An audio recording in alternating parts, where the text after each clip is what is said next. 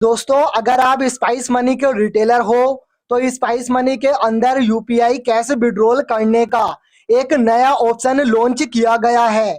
जो पेमेंट आप गूगल पे, फोन पे के क्यूआर कोड पर रिसीव करके कस्टमर को कैश देते हो, वही पेमेंट अगर आप स्पाइस मनी के क्यूआर कोड पर रिसीव करोगे तो स्पाइस मनी की तरफ से आपको हर एक ट्रांजैक्शन पर कमीशन मिलेगा, कैशबैक मिलेगा।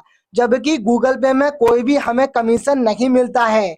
इसलिए मैं आपको सजेस्ट करूंगा कि आप स्पाइस मनी में पेमेंट रिसीव कीजिए, कस्टमर से यूपीआई पेमेंट कराइए क्यूआर कोड जनरेट करके।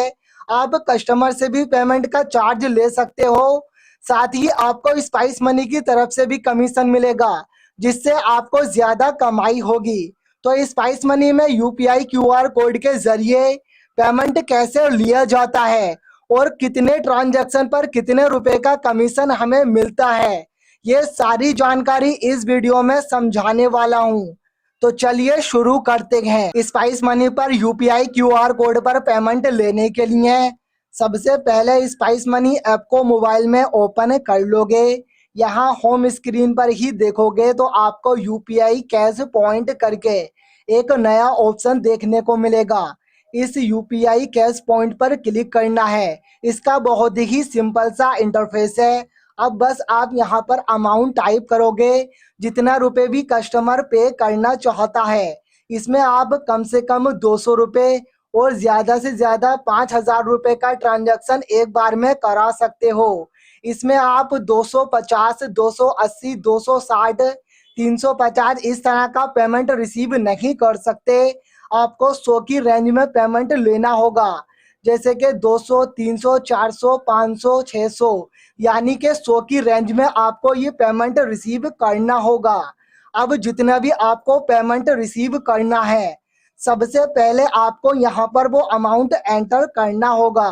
जैसे मुझे 1,000 रुपये कस्टमर को कैश देना है, तो मैं यहाँ 1,000 रुपये टाइप करूँगा और क्यूआर कोड जनरेट करूँगा। 1,000 रुपये टाइप करोगे, जनरेट क्यूआर पर क्लिक करोगे, इस तरीके से क्यूआर कोड जनरेट हो जाएगा और यहाँ पर क्यूआर कोड की एक्सपायरिंग का टाइम शो होने लगेगा। यहाँ पर ये 30 सेकंड का टाइम चलता है। 30 सेकंड से पहले पहले आपको कस्टमर से इस पर पैसे डलवाना है। कस्टमर अगर पेमेंट करने में ज्यादा लेट होता है तो ये क्यूआर कोड एक्सपायर हो जाएगा, जिससे कि दोबारा से आपको ये क्यूआर कोड बनाना पड़ेगा पेमेंट के लिए।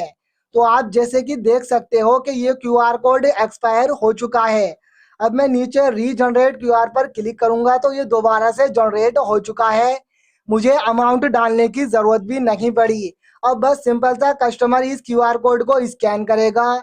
स्कैन करेगा तो तुरंत ही आपका वो बैलेंस आपके वॉलेट में आ जाएगा और आपको इस पर कमीशन मिलेगा। इसमें आप अलग अलग यूपीआई ऐप के जरिए पेमेंट रिसीव कर सकते हो, जिसके लिए ऊपर 3 डॉट्स पर क्लिक करोगे।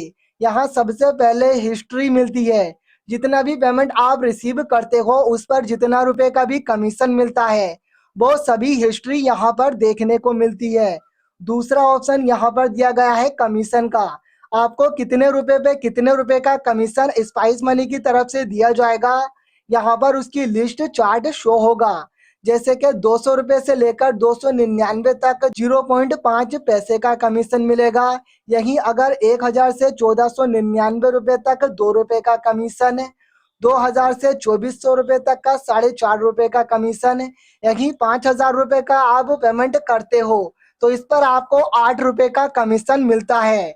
ये 8 रुपये का कमीशन अच्छा खासा होता है, क्योंकि गूगल पे पर हमें कोई भी रुपया नहीं मिलता है। नीचे उसकी कुछ कंडीशन दी गई है, जैसे कि आप एक कस्टमर से एक बार में 5,000 रुपये का पेमेंट ले सकते हो। उसके बाद अगर दोबारा पेमेंट लेना है तो आपको यहाँ पर 30 मिनट का वेट करना होगा। एक दिन में एक कस्टमर से आप टोटल 10,000 रुपये का पेमेंट रिसीव कर सकते हो 30 मिनट का गैप देकर। और महीने में आप एक कस्टमर से 50,000 रुपये का ट्रांजैक्शन ले सकते हो। और इसके अलावा तीसरा पॉइंट आपके बैंक पर निर्भर किया गया है। इस पर एक फायदा और है, मान लीजिए कोई फ्रॉड पेमेंट करता है तो उस पर आपके अकाउंट पर कोई भी प्रभाव नहीं पड़ेगा। जबकि गूगल पे, फोन पे एंड पेटीएम की क्यूआर पर पेमेंट लोगे तो उस पर आपके अकाउंट फ्रीज होने का भी चांस रहते हैं। तो इस तरह स्पाइस मनी आईडी के जरिए यूपीआई क्यूआर कोड पर पेमेंट रिसीव किया जाता है।